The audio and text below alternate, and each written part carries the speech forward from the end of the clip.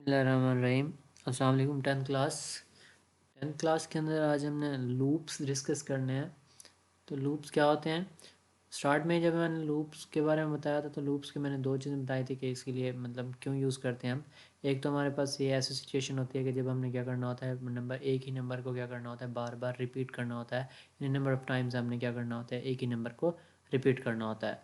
और दूसरी सिचुएशन हमारे पास क्या होती है कि जब हमने कोई कंसेक्टिव नंबर्स चलाने होते हैं या कोई कंसेक्टिव सीरीज़ चलानी होती है, तब भी हम क्या कर रहे होते हैं, लूप्स को यूज़ कर रहे होते हैं।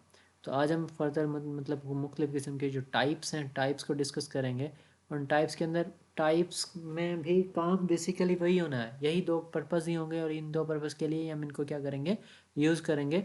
यानी पर्पज़ इनका सेम रहेगा, बस इनका सिंटैक्स में थोड़ा सा फ़र्क आ जाएगा और उस सिंटैक्स के बेस के ऊपर क्या होगी, एवेल्यूएशन होगी। तो सबसे पहला टाइप हमारे पास जो है वो है for next loop. For next loop क्या होता है?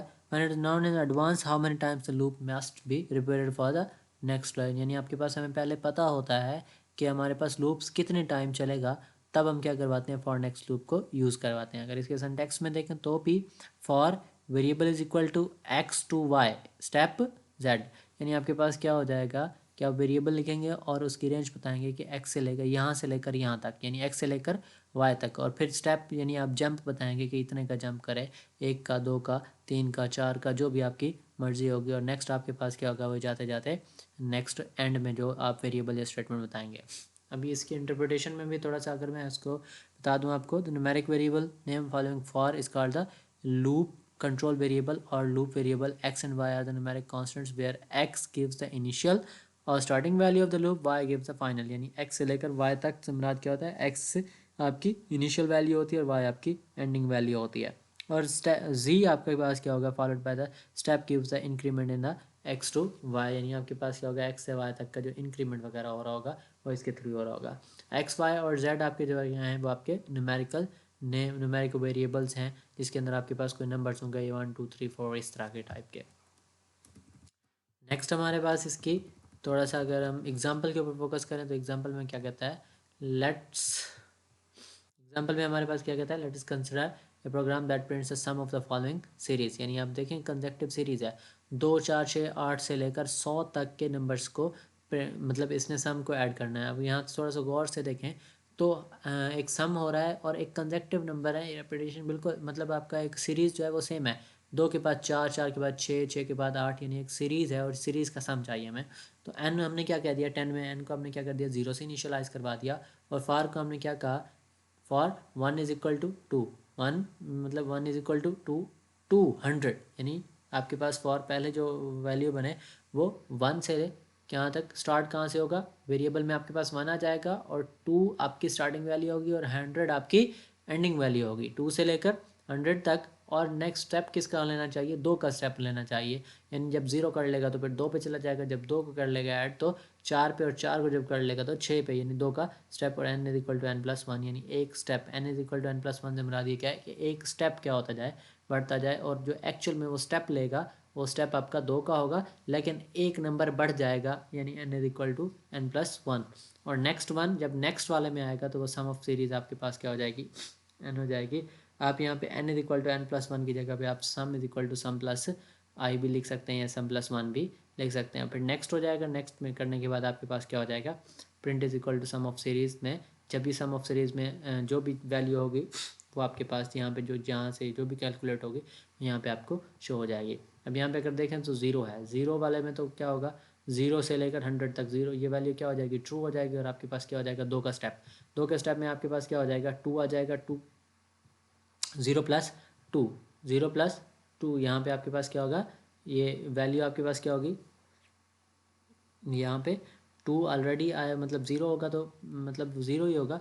और 2 प्लस 2 आ जाएगा तो 2 के बाद फिर 1 होके फिर यहाँ पे आपके पास क्या हो जाएगी 4। और फिर आपके पास इस तरह से चलते चलते रिपीट होते होते यहाँ वैल्यू आपके पास क्या आती रहेगी। नेक्स्ट आपके पास क्या है, while when loop. While when loop में आपके पास क्या है, the while loop keeps repeating an action until an associated condition becomes false। यानी उस वक्त तक आपका ये रिपीट करता रहेगा जब तक आपके पास क्या होगी, टर्मिनेशन कंडीशन जो इसकी एंडिंग कंडीशन होगी वो फॉल्स नहीं होती। तो ये आपके पास क्या होगा, कब यूज़फुल होगा, जब हमें ये पता नहीं होता कि हमने कहाँ तक जाना है, हमें बस यही पता है कि हमने यहाँ एन तक जाना है और एन में कोई भी वैल्यू आ जाती है कोई यूज़र की तरफ से होगी, और जैसे ही वो कंडीशन मीट होगी वो आपके पास क्या हो जाएगा, आपका प्रोग्राम वहाँ से टर्मिनेट कर जाएगा, ख़त्म हो जाएगा। जैसे इसके सिंटेक्स में वाइल एक्सप्रेशन, शुरू में एक्सप्रेशन आ जाएगी, चलते चलते लूप की स्टेटमेंट्स आ जाएंगी और उसके बाद वेंड यानी एंड हो जाएगा। उसके बाद आपके पास क्या है, इसके इंटरप्रिटेशन में भी आपके पास यही एग्जांपल में आप देखें, write program that prints digits from 1 to 10, यानी 1 से 10 तक डिजिट प्रिंट करवाने, n इज इक्वल टू 1 जब तक n क्या है 10 से छोटा है आपके पास प्रिंट n करता रहे, और जैसे ही एक दफ़ा प्रिंट कर ले तो n में 1 का इजाफा हो जाए और वो दोबारा फिर इस कंडीशन पे चला जाए, इस एक्सप्रेशन पे चला जाए वेंडर एंड यहाँ पे हो जाएगा। नेक्स्ट आपके पास क्या है, नेस्टेड लूप। नेस्टिंग का कॉन्सेप्ट हम बार बार डिस्कस कर चुके हैं, बहुत पहले, मतलब पहले भी डिस्कस कर चुके हैं, एक बार फिर भी रिवाइज कर लेते हैं। इनसाइड ए लूप फॉर और while there can be one or more loops for और वाइल, यानी एक मतलब एक के अंदर क्या होते हैं कोई और लूप, यानी फॉर और वाइल के अंदर आपके पास क्या होता है कोई और एक लूप के अंदर कोई एक और लूप आ जाता है, तो इसको आप क्या बोलते हैं, नेस्टिंग का। एक लूप के अंदर कोई और लूप आ जाना, इसको हम क्या बोलते हैं, नेस्टिंग का कॉन्सेप्ट बोलते हैं। अभी यहाँ पे उसने एक छोटा सा प्रोग्राम दिया है, जैसे यहाँ पे देखें 1 2 3 4 5 स्टार हैं, यहाँ पे 4 स्टार हैं, यहाँ पे 3 स्टार हैं, यहाँ पे 2 और यहाँ पे 1। और इधर हॉरिजॉन्टल में आपके पास, ये वर्टिकल में देखें तो वर्टिकल में तो भी आपके पास क्या है 5। तो आपने इस चीज़ को आउटपुट को लेके आना है, तो फॉर वाई इक्वल टू 5, यानी वर्टिकल में आपके पास समझ लें तो आपके पास 5 है, और स्टेप पे क्या होना चाहिए, एक का माइनस, यानी आपके पास क्या होता जाए यहाँ से एक, जब भी इधर स्विच करेंगे तो एक क्या हो जाए यहाँ से कम हो जाए। और for x is equal to 1 to y, यानी 1 to वाई आपके पास क्या होता जाए, एक का एंड होते होते जब तक वाई आपका चलता रहेगा, ये 1 भी आपके पास क्या है, यानी अभी स्टार्ट 1 से हो और तब तक चले जब तक आपका वाई चल रहा है, तो ये जब तक वाई चलता आएगा ये भी साथ साथ चलता जाएगा और प्रिंट क्या होता जाएगा, स्टार प्रिंट होते जाएंगे। नेक्स्ट में एक्स पी, यानी जब जैसे एक स्टार प्रिंट हो जाएगा एक्स पी नेक्स्ट हो जाएगा, और वो प्रिंट होने के बाद फिर वाई भी आपका नेक्स्ट हो जाएगा। इस तरह से आपके पास ये प्रोग्राम आपका एंड के ऊपर आ जाएगा। ये आपका चैप्टर यहाँ तक कंप्लीट हो गया। रिव्यू में भी आपके मैं आपको एक दो बता देता हूँ कि हम क्या क्या इसके अंदर डिस्कस कर चुके हैं और किस किस तरह से आपका ये बन के आएगा, मतलब जो टेस्ट होगा वो किस तरह से होगा। तो तीसरे चैप्टर के अंदर, तीसरे के अंदर तीसरा चैप्टर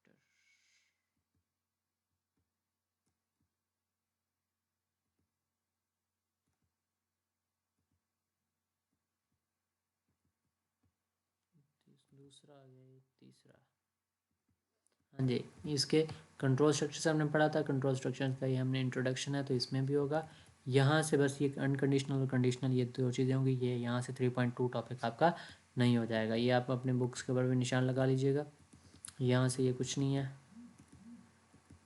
यहाँ से आपके पास ये गो टू स्टेटमेंट्स, ये यहाँ से आपके पास फिर सिलेक्शन स्ट्रक्चर्स हैं, इफ़ जो लास्ट टाइम हमने देन इफ़ देन स्टेटमेंट पढ़ी थी, ये वाली चीज़ें, ये इनके फ्लो चार्ट्स हो गए, इनके एडवांटेजेस हो गए और इनकी लिमिटेशंस हो गई, ये वाली सारी चीज़ें होंगी आपकी। ये प्रोग्राम्स भी होंगे आपके लॉजिकल ऑपरेटर्स वाले, ये और ये जो हमने आज लूप्स पढ़े हैं।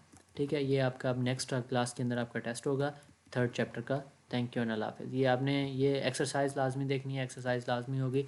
कोई भी चीज़ आपकी वहाँ पे मिस हो सकती है टॉपिक के अंदर, बट एक्सरसाइज में इंक्लूड होगी तो वो भी काउंट होगी पेपर के अंदर, तो इस चीज़ को भी आपने देख लेना है। जैसे इसका ये वाला प्रोग्राम है, तो ये वाला प्रोग्राम अगर तो आपके शॉर्ट स्मार्ट सिलेबस में क्वेश्चन नंबर 14 है, क्वेश्चन नंबर 13 है, क्वेश्चन नंबर 12 है, 13 है, तो ये भी आपके इंक्लूडेड होंगे, इनको भी आपने देख लेना है। इनके IT सीरीज़ के अंदर सोल्यूशंस मौजूद हैं। थैंक यू एंड अल्लाह हाफिज़।